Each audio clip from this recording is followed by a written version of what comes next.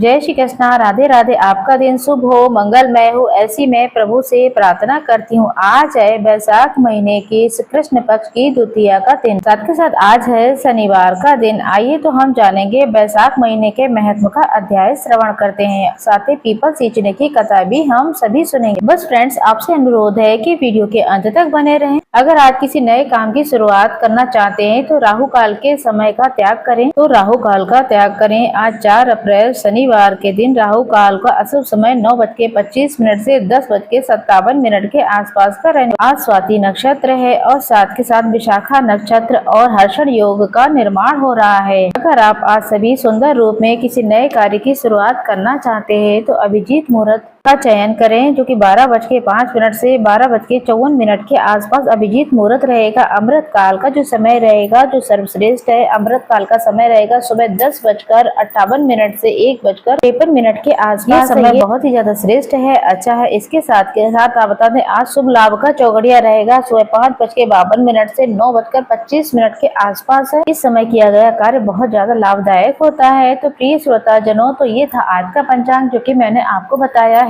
ऐसी मान्यता है कि पीपल वृक्ष में त्रिदेवों का वास माना जाता है, माता लक्ष्मी का, शनि देव का और पितरों का वास है। वैसे आज के शुभ दिन में अगर पीपल, आंकड़े और बड़ पेड़ के वृक्ष को सींचा जाए या फिर उसकी कथा को सुना जाए तो आज का दिन बहुत ही ज्यादा आपको सुख देगा। संतान सुख, जीवन में कोई भी संकट आ रहे हैं, आपके जीवन में बार बार आपको बहुत परेशान कर रहे हैं, तो आपको कुछ कार्य अपने जीवन में जरूर लाने चाहिए। तो कथा सुनने से पहले एक बार हाथ जोड़कर आंखें बंद करके बोलिए पिपलेश्वर महादेव की जय। ओम नमो भगवते वासुदेवाय। कथा के अनुसार एक बार की बात है, एक गांव में बहुत ही सुंदर तरीके से नंद भाभी रहा करती थी। भाभी जहाँ भी जाती थी नंद को हमेशा साथ में रखती। जब उसकी सास मरी तो उसने अपनी बहू से वचन लिया था कि मेरी बेटी का अपने बच्चों की तरह ध्यान रखना, इसको कभी कोई दुख मत देना। इसलिए भाभी अपनी नंद का पूरा ध्यान रखती थी। एक बार भाभी ने वैशाख महीने का स्नान और व्रत किया तो वह हर रोज पीपल सींचने जाया करती थी, तो अपने नंद को भी अपने साथ रखती थी। भाभी जैसे पूजा करती कुंवारी नंद वैसे ही पूजा करती। भाभी आंखें बंद करके हाथ जोड़कर विनती करती कि हे पीपल देवता, मुझे एक पुत्र देना। तब नंद भी हाथ जोड़कर कहती कि हे पीपल देवता, जो आप मेरी भाभी को दोगे वही मुझे भी दे देना। इस तरीके से पूरा वैशाख का महीना जो है पीपल की पेड़ की पूजा करते हैं। मन्नत मांगी और पीपल देवता सोच में पड़ गए, तो भाभी को तो मैं पुत्र दे दूंगा, लेकिन कुमारी लड़की को कैसे पुत्र दे दूं। तब पीपल देवता ने दोनों की इच्छा पूरी कर दी। 3 महीने के बाद भाभी को गर्भ ठहर गया। नंद के हाथ में भी एक छोटा सा छाला हो गया। वह छाला दिन प्रतिदिन बढ़ने लगा। 9 महीने के बाद भाभी ने तो एक पुत्र को जन्म दिया। उसी दिन नंद के हाथ के छाले में से एक बेटे का जन्म हुआ। भाभी ने लोक लाज की भय से नंद की बदनामी हो जाएगी, इस डर से ये गांव में कहलवा दिया कि मेरे 2 जुड़वा पुत्र हुए हैं। भाभी ने अपने पति से भी ये बात छुपाई। इस तरीके से समय बीतने लगा। 1 साल के बाद यहाँ पर भाभी कुएं पर पानी भरने गई। उसने अपने नंद से कहा कि दोनों बच्चों का ध्यान रखना, तो नंद वाला बच्चा रोने लगा। तब उसने उसे झूले में सुलाकर लोरी सुनाना चालू करा। उसने ये बोला कि लोरी में कहाँ से आया है तू। बार बार इसी तरीके की लाइनें वो दोहरा रही थी। उसका भाई वहीं पर खड़ा ये सारी बात सुन रहा था, तो भाई को बहुत अटपटा लगा। उसने सोचा कि बहन से पूछना ठीक नहीं, वो अपनी पत्नी से ही पूछूंगा। तभी उसकी पत्नी जो है कुएं से पानी भर के आ गई। उसने देखा कि है उसकी बहन जो है दोनों बच्चों को झूला झुला रही थी। उसका पति कहता है कि जब तुम वहाँ गई थी तो एक बच्चा उसमें से रोने लगा, तो मेरी बहन लोरी गा रही थी, कह रही थी कि बिना बाप का कान जी, बोल कहाँ से आया जी, मैं तो जिंदा हूँ, ये लोरी कैसी सुना रही थी बच्चे को। तो पत्नी अपने बच्चे की बात को ध्यान में रखते हुए अपनी बात को समझाने की कोशिश करती, कहती है ये तो बच्ची है, नंद तो ऐसे ही बोल रही होगी, इसकी बातों पर आप ध्यान मत दो। उस समय पत्नी जब बोल रही थी तो वो अपनी नजरें भी चुरा रही थी। उसके पति को शक हुआ। उसने पत्नी को डांटते हुए कहा सच सच बता। फिर क्या था, उसकी पत्नी की हिम्मत टूट गई। उसने अपने पति को पूरी सच्चाई बता दी। तभी उसने जो है अपने भांजे को उठाया उसके पति ने और पीपल के पेड़ के पास ले गया और पीपल देवता से हाथ जोड़कर पूछने लगा। हाथ जोड़कर कहता है कि हे पीपल देवता, मेरी बहन तो ना समझ है, जो आपसे वो मांग रही थी और आपने भी बिना सोचे समझे उसे दे भी दिया, लेकिन ये पीपल देवता अब आप अपनी अमानत वापस ले लीजिए। ये अगर ये बात गांव में फैल गई तो कुंवारी लड़की को बेटा हुआ है तो मेरी पूरी गांव में जग हसाई होगी, मेरी बदनामी हो जाएगी, कोई भी मेरी बहन से प्यार नहीं करेगा। ऐसा कहकर भाई करुण रुदन करने लगा। उसके करुण रुदन को सुनकर पीपल देवता का हृदय पिघल गया था। पीपल के पेड़ से तो फाड़ हो गए और उस पेड़ में बच्चा समा गया। उसके बाद से पीपल का पेड़ जो है वापस से जुड़ गया, लेकिन पेड़ के आसपास चबूतरे में काफी बड़ी दरार आ गई। फिर भाई घर गया और उसने आते ही बहन को योग्य वर ढूंढने का पूरा समय लगा दिया। सुबह जब गांव वालों ने पीपल के पेड़ के पास चबूतरे पर भारी दरार देखी तो सभी लोग तरह तरह की बातें करने लगे कि पीपल के पेड़ में भगवान विष्णु और माता लक्ष्मी प्रकट होंगे। तो कोई कहने लगा आज पीपल के पेड़ में शनिदेव प्रकट होंगे। कोई कह रहा था कि यहाँ पर भूत पिशाच रहते हैं। जितने मुंह हुए उतनी ही बातें बनती गईं। कुछ दिन तक लोगों ने बातें की, लेकिन कुछ समय के बाद सारी बातें लोग भूल गए। इस तरीके से समय बीत रहा था। एक दिन भाई ने अपने घर में हवन कराया। पूरे गांव वालों ने हवन में आहुति दी। काशी बनारस से भी 11 पंडितों को बुलाया गया। यज्ञ में आहुति दी गई। घी का डब्बा उसने पूरा उड़ेल दिया, लेकिन आहुति प्रकट नहीं हो रही थी। तब किसी ने भाई से कहा कि आप के घर में कोई बहन, बेटी, बुआ, भांजी हो तो उसे बुला लो। तो भाई ने कहा मेरी तो एक बहन है जो कि मेरे पास रहती, उसके अलावा तो मेरा कोई नहीं है। बहन ने भी आहुति दी, लेकिन यज्ञ जो है यज्ञ पूर्ण रूप से प्रज्वलित ही नहीं हुआ, न ही कोई धुआं हुआ,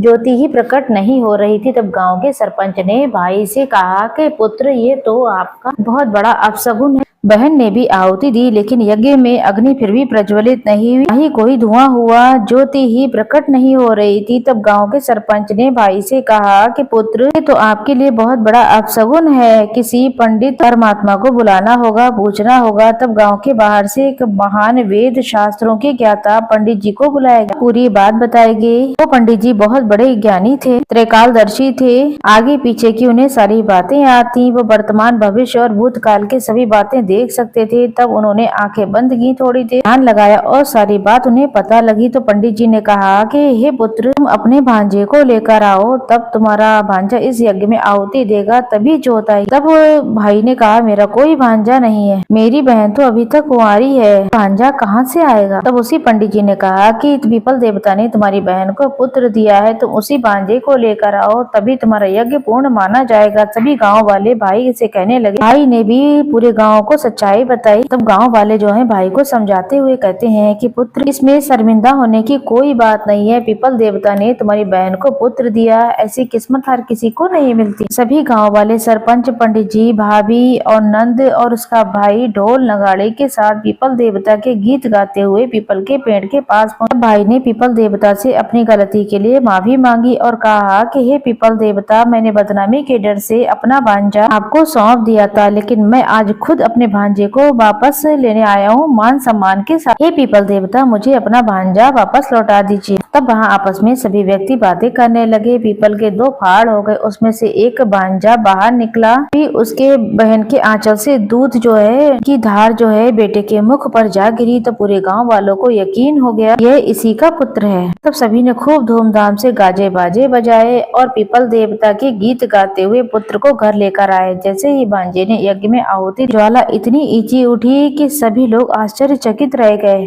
तब उस नगर में भाई ने पूरी नगरी में ढिंढोरा पिटवा दिया। बैसाख के महीने में पीपल सींचने से निर्धन को धन मिलता है, निसंतान को संतान सुख मिलता है, कुंवारों को अच्छा घर बर मिलता है, बुजुर्गों को बैकुंठ में वास मिलता है। उन दिनों के बाद जो भी ये बात जिसने सुनी, तब बैसाख महीने में खूब सबने स्नान किया, व्रत किया, साथ के साथ सभी लोग पीपल के पेड़ को सींचने लगे। ऐसा करने से मनुष्य को इस लोक में सुख और मरने के बाद परलोक में भी परम धाम की प्राप्ति होने लगी है। पीपल देवता, जैसे आपने सब सुख उन नंद भाभी को दिए, वैसे ही सबको देना। कहानी कहने वाले, सुनने वाले और हुकारा भरने वाले सभी का आज कल्याण करना।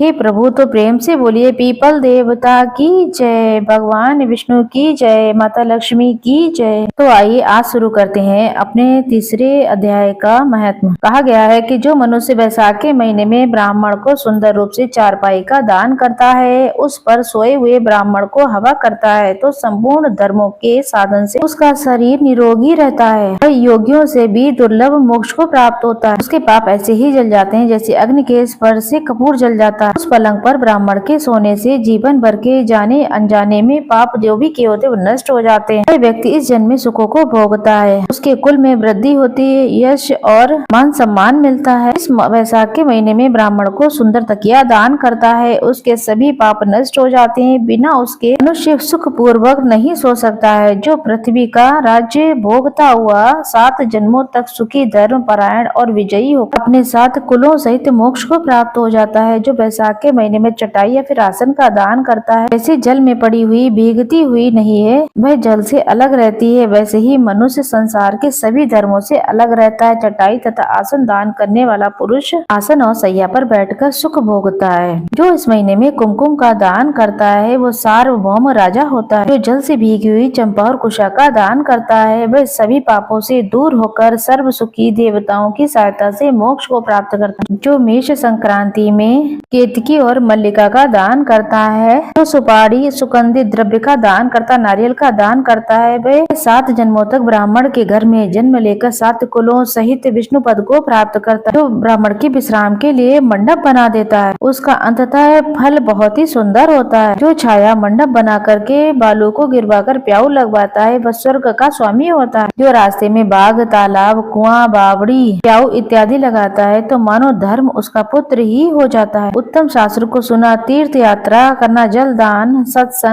पीपल का वृक्ष लगाना, ये काम अति दुर्लभ और सर्वश्रेष्ठ हैं। ऐसी संतान तो देवताओं के लिए भी दुर्लभ है। जिसको संतान ना हो उसको एक काम अवश्य ही करना चाहिए। इति श्री वैशाख महत्म 3रा अध्याय समाप्त हुआ। तो प्रिय श्रोता जनों, ये तो था वैशाख महीने का 3रा अध्याय। तो आइए आपको पीपल और आंकड़ा सींचने की कथा सुनाती हूँ। शास्त्रों में कहा गया है पूजा के साथ साथ बड़े और आंकड़े के वृक्ष को सींचने का बहुत ही पुण्य फल मिलता है। वैशाख के महीने में अगर विधि विधान से कथा को सुना जाए तो लाभ मिलता है और चमत्कारी फल भी मिलता है। कथा के अनुसार बहुत समय पहले नर्मदा नदी के तट पर बहुत पुराना एक छोटा सा गाँव था। उस गाँव में एक बुजुर्ग वैश्य दंपति अपने 2 बेटे और बहू के साथ में रहते थे। उस वैश्य का प्रतिदिन का नियम था कि वह प्रतिदिन अपनी नर्मदा घाट पर जाकर स्नान करता था। वहीं से 1 लोटा जल लेकर के सूर्य भगवान को जल चढ़ाता, वहीं पर पीपल और आंकड़े के पेड़ को सींचता था। एक बार की बात है, वैशाख मास लगने वाला था तो वैश्य ने अपनी पत्नी से कहा, भाग्यवान, मेरी तबीयत कुछ दिनों से ठीक नहीं, कल से वैशाख मास भी लगने वाला है, मुझे लगता है मेरा नर्मदा तट पर जाने का स्नान अब शायद नियम टूट जाए। अब उस वैश्य ने अपनी पत्नी से कहा। पत्नी भी बोली, आप इतने दुखी और परेशान क्यों होते हैं? भगवान की कृपा से मेरे 2 बेटे हैं, बहुएं हैं, आप अपने दोनों बेटे बहुओं से कह दो, उनमें से कह दो कि कोई भी जो है नर्मदा तट पर जाकर के पानी लेकर आए। तब वैश्य बोला, भाग्यवान, मेरा मन करता है इस बार हम जोड़े से वैशाख स्नान करें। वैश्य की पत्नी बोली, आपने तो मेरी मन की बात कह दी, हम दोनों जरूर वैशाख स्नान जोड़े से ही करेंगे। वैश्य दंपति अपने दोनों बेटे बहुओं को साथ में बुलाते हैं और अपने मन की बात कहते।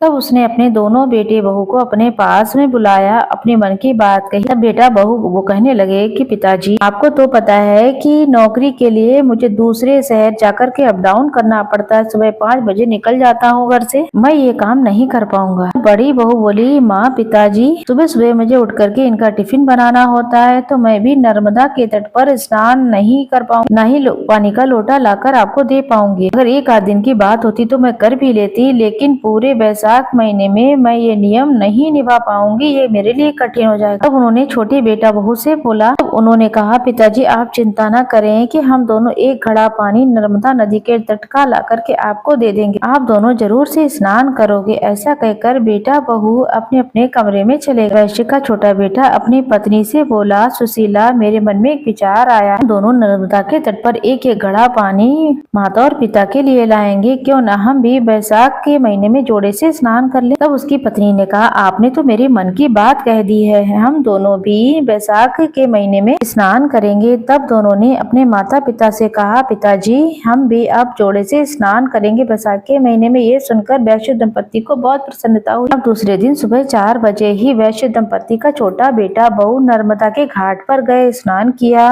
दोनों ही 1-1 घड़ा पानी लेकर आए, उन्होंने माता पिता को दे दिया। वैश्य पत्नी ने पहले कड़े में से एक लोटा जल निकाल लिया और शेष जल से स्नान कर लिया। फिर लोटे के जल से सूर्य भगवान को अर्घ दे दिया। फिर वो पीपल और आंकड़े के वृक्ष को नर्मदा नदी के जल से सींचने लगे। इन्होंने 5 परिक्रमा की। पहले के जमाने में बड़ पीपल और नीम के और आंकड़े के पेड़ वृक्ष आंगन में ही लोग लिया करते थे। उनकी छोटी बहू सुशीला ने उनके कपड़े धोकर के आंगन में ही उसने सुखा दिया। चाय नाश्ता बनाकर अपने सास ससुर को नाश्ता इत्यादि करवा दिया। इस तरीके से पूरा मास बीत गया। जब बैसाख पूर्णिमा का दिन आया तब वैश्य दंपति ने अपने छोटे बेटा बहू से कहा, तुम दोनों ने भी मेरे साथ बैसाख स्नान किया है तो संपूर्ण फल जो है पाने के लिए हमें 2 ब्राह्मण दंपति को भोजन कराना होगा। तब उन्होंने बहू से कहा, तुम स्वादिष्ट खीर, मालपुआ, कचौड़ी इत्यादि बनाना और 2 जोड़े ब्राह्मण दंपति को गांव से बुलाकर भोजन कराने के लिए ले आना। कपड़े, दक्षिणा आदि दे देंगे। तब बेटा बहू बोले, माँ पिताजी जैसा आप चाहेंगे वैसा ही होगा। तब दूसरे दिन छोटी बहू ने सुबह जल्दी उठकर खीर, पूड़ी, मालपुआ, कचौड़ी इत्यादि चीजें बनाई और गाँव में ब्राह्मण ब्राह्मणी को बुलाने के लिए चली गई। वो आधे रास्ते में ही पहुंची थी तब उसे 2 रास्ते में ही उसे ब्राह्मण ब्राह्मणी दिखाई दी। तब बहू ने सोचा शायद ये तीर्थ यात्री हैं, हमारे गाँव के तो नहीं लग रहे हैं, तो न इन्हें ही भोजन करा दिया जाए। और उन्हें वो घर लेकर आई। छोटी बहू ने उन्हें प्रणाम किया और कहा, पंडित जी आज बैसाख पूर्णिमा पर मेरे सास ससुर ब्राह्मण जोड़ा जिमाना चाहते हैं, कृपया आप मेरे साथ मेरे घर चलिए भोजन के लिए। तब वो पंडित और पंडिताइन बोले, पुत्री हम तो तीर्थ यात्री हैं, हमें भोजन मिल जाए इससे बड़ी क्या बात है। तब छोटी बहू उन्हें घर लेकर आ गई। उनके लिए आसन लगाया, चौकी लगाया, पानी का लोटा भरकर रखा, भोजन का थाल परोसा। तब उन्होंने भर पेट भोजन किया। तब वैश्य दंपति ने उन्हें कपड़े और दक्षिणा दी। तब ब्राह्मण ब्राह्मणी ने सबको ढेरों आशीर्वाद।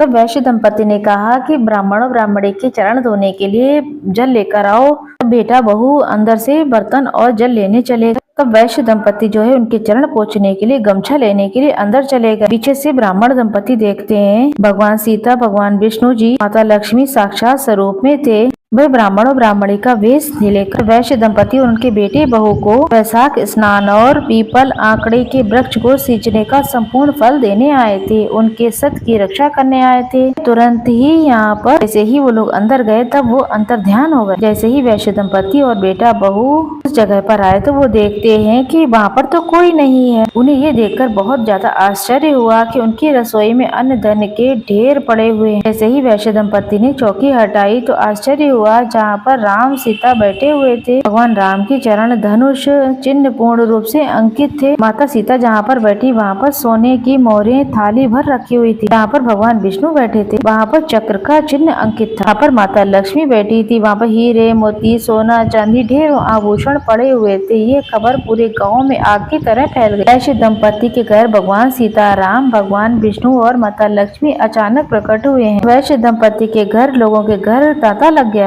जब ये बात बड़े बेटे बहू को पता लगी उन्हें बहुत दुख हुआ कि उन्हें लगा कि अगर हम भी बैसाख स्नान करके माता पिता के लिए गंगा से, नर्मदा से जल लेकर आते तो शायद भगवान उन्हें भी दर्शन देते हैं। वैश्य दंपति ने पूरे गांव में ढिढोरा पिटवा दिया कि पूरे वैसाख महीने में स्नान करके बड़ पीपल आंकड़े के वृक्ष को सिंचित करके पूजा करके की दरिद्रता दूर होती है, घर में अन्न धन के ढेर लग जाते हैं, सुख समृद्धि बढ़ती चली जाती है। तो प्रेम से बोलिए भगवान विष्णु की